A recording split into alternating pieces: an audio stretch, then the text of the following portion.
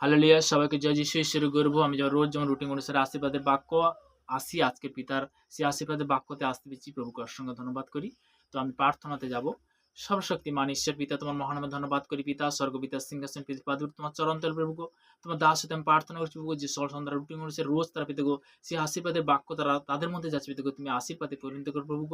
আমার ভারতবর্ষ বিভিন্ন প্রান্তে যে সন্তানরা যারা গভর্নমেন্ট জবের মধ্যে কাজের মধ্যে রয়েছে পিতাগো, তাদের জন্য প্রার্থনা করছি, তাদেরকে ব্লাড তাদেরকে তুমি সুরক্ষিত রাখবো।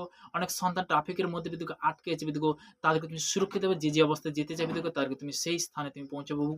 প্রত্যেকটা যারা বিশেষ করে বিদ্যুৎ যানবাহনের জন্য প্রার্থনা করছি বিদ্যুৎ, সে আকাশপথে থেকে বিদ্যুৎ, প্লেনের থেকে বিদ্যুৎ, সর্বদা প্রভু, ট্রেনের থেকে প্রভু, বাসের থেকে বিদ্যুৎ, সর্বদা প্রভু, যে সকল যারা বিশেষ করে যানবাহন করছে বিদ্যুৎ, তাদেরকে তুমি সর্বদা তুমি কন্ট্রোল করো, তুমি পথ দেখো, তুমি রাস্তা দেখো প্রভু। প্রভুকে সর্বদা হার ইনফেকশন, হার ভাইরাস, হার অ্যাক্সিডেন্ট আমি ক্যান্সেল করি যিশুর নামে। এদিকে সর্বদা প্রভু তুমি সুরক্ষিত প্রভু। প্রভুকে সর্বদাই আজকের এই মুহূর্তে এই প্রার্থনা দেওয়ার জন্য তোমার মহানামে ধন্যবাদ করি বিদ্যুৎ, তোমার একমাত্র পুত্র সেই রাজাদের রাজা মহান যিশু খ্রিস্টের নাম থেকে চাইলো, আমেন আমেন আমেন। সবাইকে জয় যিশু ঈশ্বরের গৌরব হোক। তো তেমনি পিতার বাক্যতে আমি যাব। রোমিও তার 14 অধ্যায় 7 এবং 8 পদ। কারণ আমাদের মধ্যে কেউ আপনার উদ্দেশ্যে জীবিত থাকে না এবং কেউ আপনার উদ্দেশ্যে মরে না। কেননা যদি আমরা জীবিত থাকি তবে প্রভুতেই উদ্দেশ্যেই জীবিত থাকি। এখানে কি বলছে? আমাদেরকে জানতে হবে আমরা জীবিত যে আছি প্রভুর উদ্দেশ্যে, তার ইচ্ছাতে আজকে আমরা কথা বলছি। হালেলুয়া। তার ইচ্ছাতে বলতে কি আমরা সেবা করছি। তো আমাদের বলতে কোনো জিনিস আছে নাকি? আমাদের বলতে কোনো জিনিস নেই। তো তেমনি বলতে কি এখানে পিতার বাক্য নেক্সট বলছে, এবং যদি মরি তবে সদাপ্রভুর উদ্দেশ্যে মরি। অতএব আমরা জীবিত থাকিব বা মরিব আমরা প্রভুতেই। হালেলুয়া। এখানে কি বলছে? যে পিতার বাক্য থেকে আমরা যে জিনিসটা আমরা জানতে পারি না, কারণ এই উদ্দেশ্যে খ্রিস্ট মরিলেও ও জীবিত হইলেন, যেন তিনি মৃত জীবিত উভয়ই প্রভু নহন। উভয় কি প্রভু হন?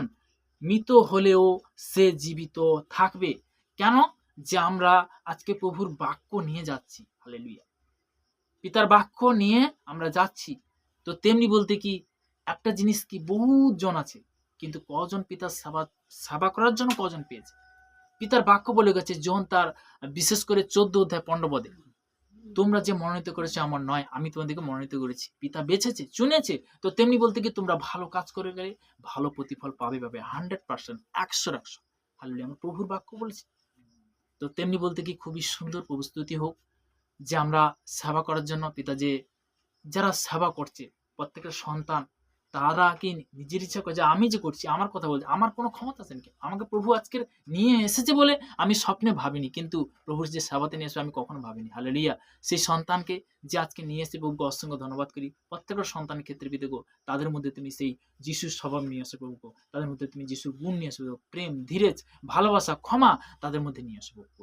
যে সকল সন্তানরা শুনছে বিদেগো তাদের জীবন বিদেগো তুমি অলৌকিক কার্যকর বিদেগো, নতুন পুরানো প্রত্যেকটা সন্তানকে প্রভু এই প্রার্থনা নাসরেতের প্রভু যীশু খ্রিস্টের নাম থেকে দিলাম, আমেন। সবাইকে জয় যীশু।